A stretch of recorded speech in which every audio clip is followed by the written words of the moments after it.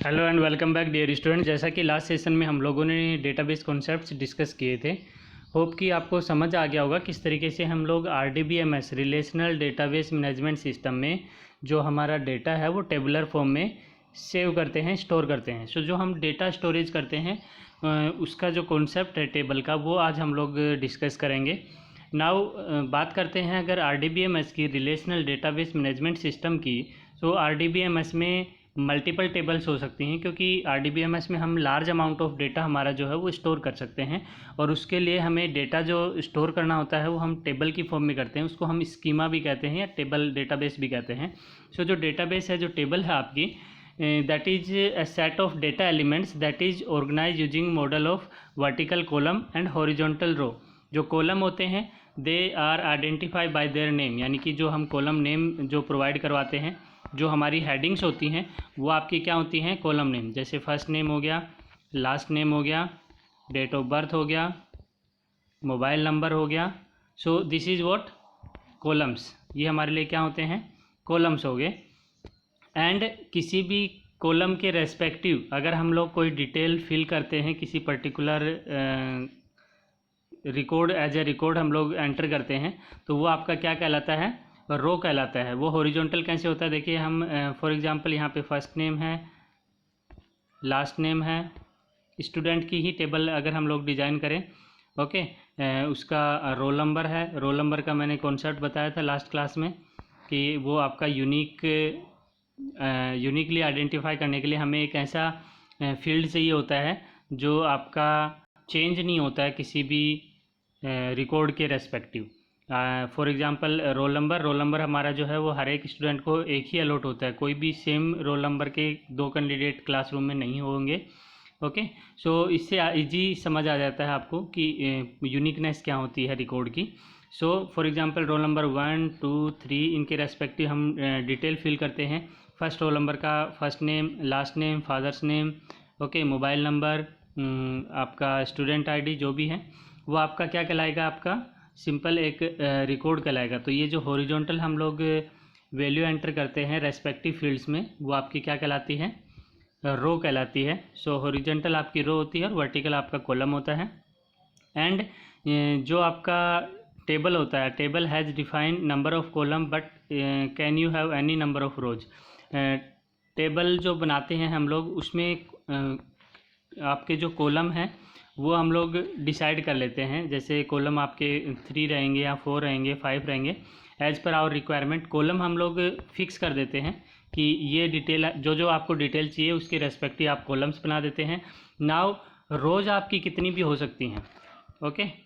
For example आपकी class में 30 student है तो आपकी 30 रो होंगी। अगर स्टूडेंट बढ़ के आपके 50 हो जाते हैं तो आपकी रोज जो हैं वो और इंक्रीज हो जाएंगी, 30 to 50 हो जाएंगी। इन अ सिमिलर मैनर अगर कोई कस्टमर का डिटेल फिल करता है, फॉर एग्जांपल किसी स्टोर पे कस्टमर कितने आते हैं उनका अगर रिकॉर्ड की बात करें तो कस्टमर्स क्या होते हैं, इंक्रीज होते रहते हैं। कोई नया कस्टमर आता है तो उसका नया रिकॉर्ड इंसर्ट हो जाता है। इस सो वी कैन अंडरस्टैंड कि कॉलम जो है वो हम लोग फिक्स कर देते हैं कि आपको क्या क्या रिक्वायर्ड है, डिटेल्स क्या क्या रिक्वायर्ड है। जैसे फर्स्ट नेम रिक्वायर्ड है, लास्ट नेम रिक्वायर्ड है, मोबाइल नंबर रिक्वायर्ड है, आधार नंबर रिक्वायर्ड है। सो जो डिटेल आपको रिक्वायर्ड है वो आपकी आप क्या कर देते हैं, फिक्स कर देते हैं कि एक टेबल में हमारे पास ये डिटेल हम फिल करने वाले हैं।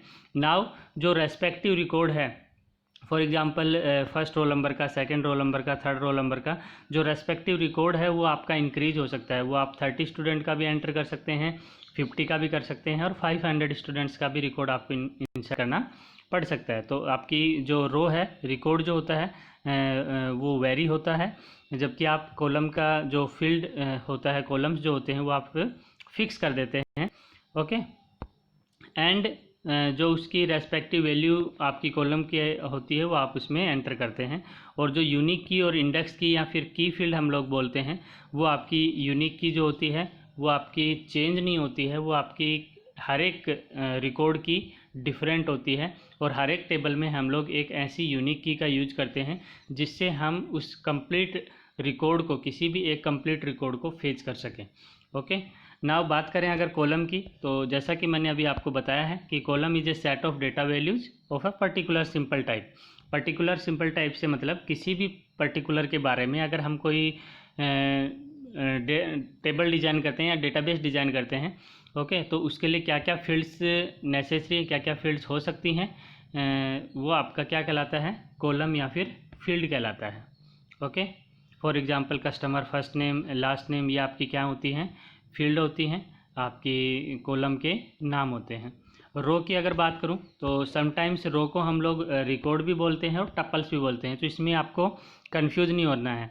एग्ज़ाम में ये एक बार पूछा भी गया है कि what is the other name of row. Okay, तो आपको याद रखना है कि टपल भी क्या है, रो है। और कई बार एग्ज़ाम में जो है क्वेश्चन में रो की जगह टपल लिख दिया जाता है, तो बच्चे कंफ्यूज हो जाते हैं क्योंकि उन्होंने ये वर्ड जनरली याद नहीं रखते हैं, ये टर्म जो है याद नहीं रखते हैं और वहाँ पे कंफ्यूज हो जाते हैं कि किसके बारे में बात हो रही है।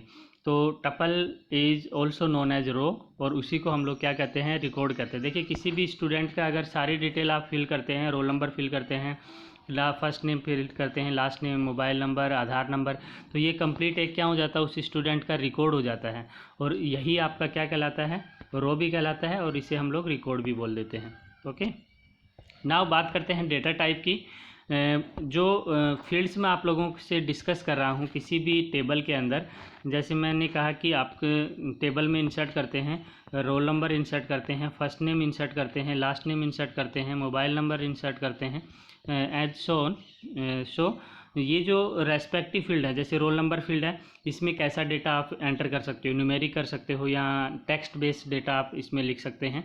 वो आपका क्या होता है, किस उसका डेटा टाइप होता है, यानी कि किस फील्ड में मैं किस तरीके की वैल्यू किस एंटर कर सकता हूँ, डेटा कैसा स्टोर करूँगा, वो आपका डेटा टाइप कहलाता है। फर्स्ट नेम है, जैसे नाम है तो नाम हम लोग टेक्स्ट में लिखते हैं। ओके, मोबाइल नंबर है वो हम नंबर्स में, न्यूमेरिक में लिखते हैं। कोई भी आपका जो टेबल का मोबाइल नंबर का कॉलम होता है उसमें टेक्स्ट ना लिखें। ओके, यानी कि उसमें टेक्स्ट हम लोग नहीं लिख सकते हैं, ABCD उसमें नहीं आएगा, उसमें नंबर ही आएगा ऑलवेज। ओके, सो इस तरीके से हम लोग समझ सकते हैं कि डेटा टाइप क्या होता है।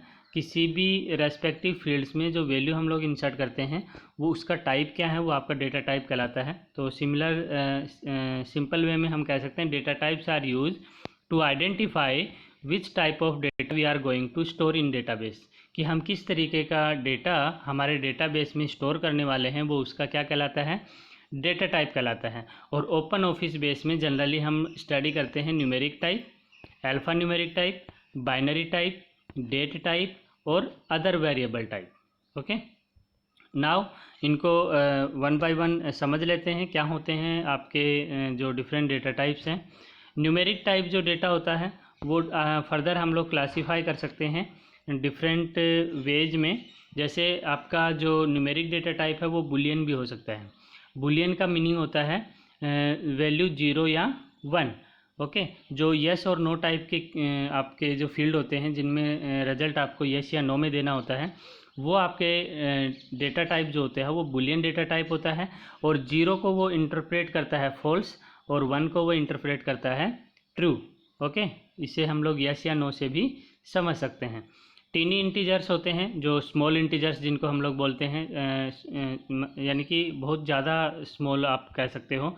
और ये जनरली आपका जो है 0 to 255 आपकी इंटीजर की रेंज होती है, यानी कि सिर्फ अगर इससे बड़ा इंटीजर होता है तो आपका इस फील्ड में वो इंसर्ट नहीं हो पाता है, एरर वहाँ पे आ जाएगी। अगर आपने डेटा टाइप टीनी इंटीजर दिया है इसका मतलब वो सिर्फ 255 बिट्स ही स्टोर कर सकता है।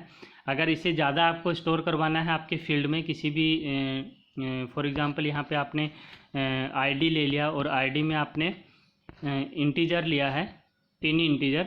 सो अगर आपने 255 से ज़्यादा बड़ा अगर डेटा आपने इंसर्ट किया तो वो यहाँ पे स्टोर नहीं हो पाएगा, एरर आ जाएगी। यानी कि सिर्फ इस रेंज में अगर डेटा है तो वो आपका इंसर्ट हो सकता है।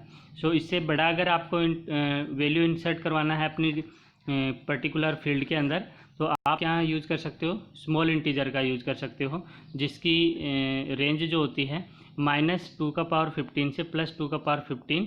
और ये जो -1 का रखा है, ये -1 क्यों का रखा है, क्योंकि बीच में आपके पास एक जीरो भी आता है, वो भी इंक्लूड होता है, इसलिए हम वैल्यू एक कम लेते हैं। ऑलवेज ऐसा करें आप, हमेशा ऐसा करेंगे, क्योंकि आप जीरो इंसर्ट कर रहे हैं तो आप -1 करेंगे मैक्सिमम वैल्यू से। Okay, in a similar manner इससे भी अगर ज़्यादा वैल्यू, बड़ी वैल्यू आपको इंसर्ट करवानी है तो आप इंटीजर का यूज़ कर सकते हो। ओके, और इनके रेस्पेक्टिव जब डेटा टाइप हम लोग लिखते हैं तो आपको डेटा टाइप में ये नाम लिखना है, ना कि ये आपका समझाने के लिए है कि किस तरीके का डेटा टाइप है। आपको वैल्यूज ये लिखनी होती हैं जब डेटा टाइप आप डिसाइड करते हो अपने डेटाबेस का। ये हम बताएंगे जब टेबल्स क्रिएट करेंगे तब हम लोग इनका यूज करेंगे, ठीक है। नाउ इस इंटीजर से भी बड़ा और इससे 2^31 से भी बड़ा नंबर अगर आपको रिक्वायर्ड है तो आप बिग इंट ले सकते हैं, और बिग इंट का जो रेंज होता है -2^63 प्लस 2^63 -1 तक होता है। और इनकी रेंज आप एक बार कोशिश करें कि याद कर लें, सच दैट अगर एग्जाम में डायरेक्ट पूछ लिया जाए तो आपको समस्या ना हो। Okay, in a similar manner अगर आपको न्यूमेरिक डेटा लेना है तो आप डायरेक्ट न्यूमेरिक लिख सकते हो। उसके जो मैक्सिमम प्रिसीजन होता है वो e⁻²-231, तो ये एक बहुत बड़ा नंबर हो जाता है। तो जनरली हम लोग न्यूमेरिक वैल्यू ले लेते हैं, जिससे आपको कभी कोई दिक्कत नहीं होती है। पॉइंट में भी अगर आप लिखते हैं, पावर में लिखते हैं, तो वो भी आपको कंसिडर कर लेता है। डेसिमल वैल्यू की बात करें, अगर डेसिमल नंबर आप एंटर करवाना चाहते हो तो आप डेसिमल भी लिख सकते हो उसकी जगह। रियल नंबर्स की अगर आपको रिक्वायरमेंट है तो आप रियल का यूज़ कर सकते हो। जैसे आप फ्लोट वैल्यू लेते हो 2.233, ओके, इस तरीके से वैल्यू स्टोर करवाना चाहते हो किसी फील्ड में तो आप फ्लोट वैल्यू ले सकते हो। और जो सबसे ज़्यादा आपका बड़ा नंबर जो होता है दैट इज़ योर डबल। अगर आपको बहुत ज़्यादा रिक्वायर है कि आपको नंबर जो है वो इन्फिनाइट तक भी हो सकता है, यानी कि बहुत बड़ा नंबर हो सकता है, तो जनरली हम लोग डबल डेटा टाइप का यूज करते हैं। तो ये डेटा टाइप्स आपको याद रखने हैं। दूसरा, जैसे आपकी फर्स्ट नेम हो गया, लास्ट नेम हो गया, ऐसी फील्ड्स जो होती हैं उनमें हम लोग जनरली करैक्टर्स लिखते हैं। जैसे आपका नाम है, राजेश है, महेश है, तो ये आप टेक्स्ट बेस्ड जो एंट्री करवाते हैं किसी भी फील्ड के अंदर, देन आप अल्फ़ा न्यूमेरिक करैक्टर का यूज़ करते हैं।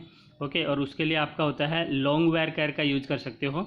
लॉन्ग वैरचर में क्या होता है, मेमो। जैसे अगर आपको कोई एड्रेस लिखवाना है कि आपको एड्रेस में जैसे फील्ड ज़्यादा होती है, उसमें आपकी लेंथ ज़्यादा होती है कि कितना भी करैक्टर आप लिखते हैं तो दिक्कत नहीं आती है, तो इन दैट केस आप अपने डेटा टाइप अपना जो देंगे वो क्या देंगे, लॉन्ग वैरचर देंगे। ओके, और सिंपल अगर आपको स्मॉल नाम एंटर करवाना है तो आप सिंपल करैक्टर भी दे सकते हैं। एंड वेरिएबल लेंथ देना है, ये तो आपकी फिक्स हो जाती है यहाँ पे करैक्टर। लेकिन अगर आपको वेरिएबल करैक्टर्स लेना है, यानी कि आप जो भी नाम एंटर करें, नाम बड़ा भी हो तो भी वो वेरी कर दे, तो आप वैरचर ले सकते हो। और वैरचर के अंदर आप इनकी साइज़ भी दे सकते हो। फॉर एग्जांपल आप 50 दे सकते हो, 100 दे सकते हो कि आपकी मैक्सिमम लेंथ इतनी होनी चाहिए, वो भी आप स्पेसिफाई कर सकते हैं। वैरचर का एक इग्नोर केस भी होता है। इग्नोर केस से यहाँ पे मीनिंग होता है कि आपको कई बार ऐसा होता है कि कस्टमर आपका स्मॉल लेटर्स में एंट्री कर देता है आपके फॉर्म में, या कैपिटल लेटर्स में फॉर्म में एंट्री कर देता है, तो उससे फ़र्क ना पड़े। जो भी डेटा एंटर हो वो केस बेस्ड ना हो कि हमेशा ऑलवेज स्मॉल में लिखना है या कैपिटल में लिखना है, तो वो भी आपके पास डेटा टाइप होता है, राइट। नेक्स्ट आपका है बाइनरी टाइप। और बाइनरी टाइप में आप अगर कोई इमेज इंसर्ट करवाना चाहते हो किसी पर्टिकुलर फील्ड के अंदर, तो आप long var binary data type use करते हैं, जिसमें हम लोग इमेज या साउंड जो है वो एंटर करवा सकते हैं किसी स्पेसिफिक फील्ड के अंदर। बाइनरी जो आपका फिक्स होता है that is array of bytes, no validations are required for the binary number. And var binary जो होता है उसमें आपकी जो वैल्यू होती है उसमें आप वेरी कर सकते हैं, यानी कि आपकी इसमें फिक्स लेंथ फिक्स नहीं होती है, आपकी वेरिएबल लेंथ होती है। आप जितना मर्जी डेटा एंटर करेंगे वो आपका एंटर हो जाएगा। ओके, नेक्स्ट आपका date and time data type होता है। Date and time data type में हमारा क्या होता है कि अगर आपको कोई डेट इंसर्ट करवानी है तो आप इसका यूज़ कर सकते हो, या फिर टाइम एंटर करवाना है किसी फील्ड के अंदर तो आप टाइम का यूज़ कर सकते हो।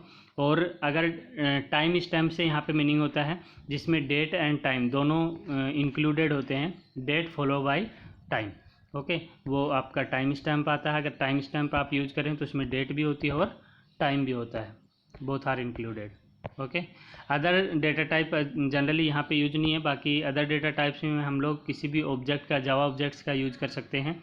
ओके, वो आपके यहाँ पे सिलेबस में अभी है नहीं। जैसे एरे ऑब्जेक्ट्स है, ऐसे मैथ ऑब्जेक्ट्स हैं, उनके लिए हम लोग यूज करते हैं डेटा टाइप्स, वो आपके अदर्स में आते हैं, राइट। नाउ एक कॉन्सेप्ट समझ लेते हैं टेबल का इंसर्ट करने का। फॉर एग्जांपल आपको एक डिटेल दे दिया कि आपको इसके रेस्पेक्टिव डेटाबेस बनाना है, ठीक है। यहाँ पे देखिए, यहाँ पे ऑर्डर आईडी क्या है, ऑलवेज यूनिक है कि 789 से लेके 795 तक वैल्यू जो है वो ऑर्डर आईडी है। सो इनके रेस्पेक्टिव देखिए, यहाँ पे 789 को शीला अरोड़ा ने परचेज़ किया, और यहाँ भी जो आपका ऑर्डर आईडी है वो सेम कस्टमर ने दोबारा से ऑर्डर किया। ऐसे ही वैभव मित्तल ने, एक से ज़्यादा बार एंट्री है इनकी। ओके, सो अगर हम इसको रिकॉर्ड की यूनिकनेस की बात करें, तो आपका कोई कस्टमर है और वो परचेजिंग कर रहा है, और वो कितने आइटम बोट कर रहा है वो यहाँ पे हम लोगों ने मेंशन किया है, उसका रेस्पेक्टिव फ़ोन नंबर और सेल्स डेट, हम लोगों ने किस डेट को उसने परचेज़ किया, और उसका एड्रेस मेंटेन किया है। नाउ अगर इस डेट को इस टेबल को अगर डेटाबेस हम लोग क्रिएट करना चाहते हैं और यूनिकनेस हम अपने टेबल के अंदर लेके आना चाहते हैं, तो एक तो ये हो गया कि आपके पास यहाँ पे जैसे ऑर्डर आईडी है, तो इससे हम लोग आइडेंटिफाई कर पा रहे हैं कि आपका जो टेबल है वो रेस्पेक्टिव टेबल में रिकॉर्ड जो है वो यूनिक है। ओके, फॉर एग्जांपल मैं बात करूं कि ऑर्डर आईडी 793 किसने किया, प्रशांत सिंह ने किया, वो रोहतक से हैं, और उसने 4 आइटम बोट किए हैं 793 ऑर्डर के। ओके, नाउ अगर इसी डेटा को मैं अगर 2 डिफरेंट टेबल्स में, एक क्लाइंट के लिए और एक सेल्स के लिए बनाता हूं, तो और आसान हो जाएगा आपके लिए समझना इसी रिकॉर्ड को, और आपकी जो यूनिकनेस है वो भी आपके अंदर आएगी। तो ऐसी जो टेबल होती है, जैसे मैं बात कर रहा हूँ क्लाइंट और सेल्स टेबल की, यहाँ पे क्लाइंट टेबल जो है वो ओरिजिनल टेबल था, तो ये आपका क्या कहलाएगा, पेरेंट टेबल कहलाता है। क्या कहलाता है, पेरेंट, और ये आपका चाइल्ड टेबल कहलाता है। ओके, क्योंकि देखिए हम लोग जो इस क्लाइंट आईडी का यूज करेंगे, जो क्लाइंट आईडी हम लोगों ने यहाँ पे मेंशन की है, हर एक जो आपका क्लाइंट है उनको हमने यूनिक कर दिया। जैसे यहाँ पे रिपीट हो रहा था, आपके यहाँ पे देख सकते हो कि जो एक कस्टमर है वो यहाँ पे भी परचेज कर रहा है, यहाँ भी परचेज कर रहा है, वैभव यहाँ 3 टाइम्स परचेज कर रहा है।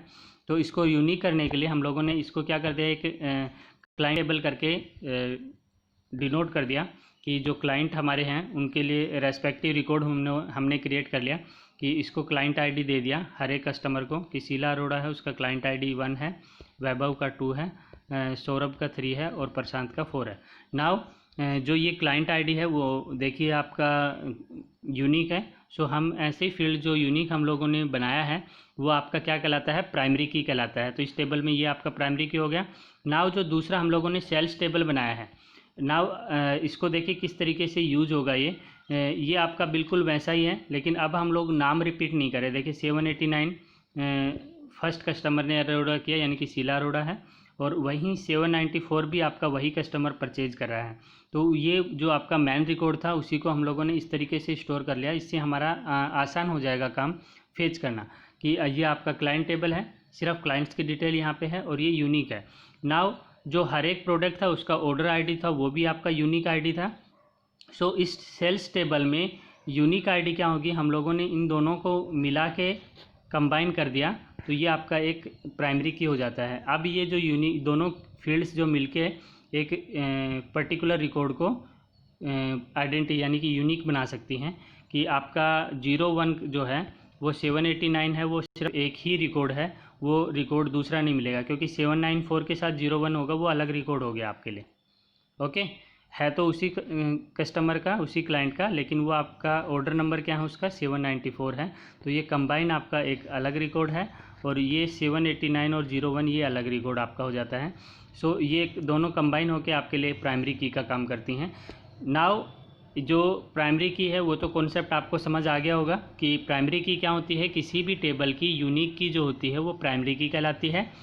एंड एक और कॉन्सेप्ट मैं आप लोगों को समझा रहा हूँ, जो प्राइमरी की हम लोग किसी दूसरे टेबल के अंदर एज ए रेफरेंस यूज करें। देखिए यहाँ पे ये रिपीट हो रहा है 01, 020202 ये क्लाइंट आईडी यहाँ पे रिपीट हो रही है, लेकिन ये जो इस टेबल की प्राइमरी की है और एज ए रेफरेंस की हम लोग इस सेल्स टेबल में यूज कर रहे हैं, तो जो क्लाइंट आईडी इस टेबल में यहाँ पे क्लाइंट आईडी क्या कहलाएगी, रेफरेंस की कहलाएगी, क्योंकि वो रेफरेंस का काम करी है।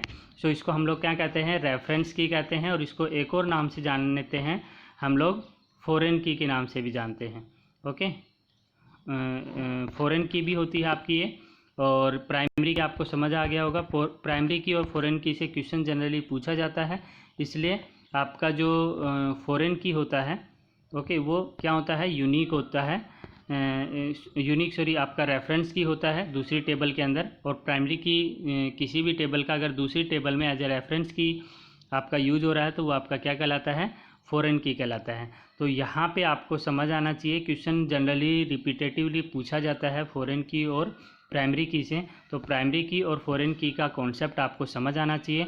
अगर इसमें कोई डाउट अगर आपको नज़र आता है तो आप ज़रूर मेरे से कमेंट बॉक्स में लिख के पूछ सकते हैं, such that I will be happy to answer you. और जो ये प्राइमरी की क्या होती है और फॉरेन की क्या होती है, ये आप समझ गए होंगे। इसको आप गो थ्रू हो जाइए इस पूरे वीडियो के। अगर कोई कहीं डाउट आ रहा है तो कमेंट बॉक्स में लिख के पूछ लीजिए। वीडियो को लाइक, शेयर एंड सब्सक्राइब कीजिए, सच दैट मैक्सिमम स्टूडेंट्स को इसका बेनिफिट मिल सके। Thank you.